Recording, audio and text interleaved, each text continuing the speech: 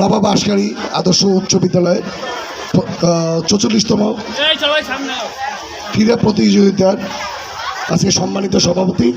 এখানে উপস্থিত আছেন এই স্কুলের নেতৃবৃন্দরা, গভর্নিং বডির অনেকেরা এখানে উপস্থিত আছেন, এই স্কুলের শিক্ষকবৃন্দ এখানে উপস্থিত আছেন, আমার স্কুলের ছেলেমেয়েরা এখানে উপস্থিত আছেন, বিএনপি ও অঙ্গ সংগঠনের নেতৃবৃন্দ উপস্থিত আছেন, এলাকাবাসী সবাইকে আসসালামু আলাইকুম।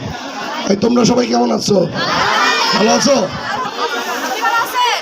স্কুলের কি অনেক সমস্যা তোমাদের? কি কি সমস্যা একজন বলো তো, এটা শোনো,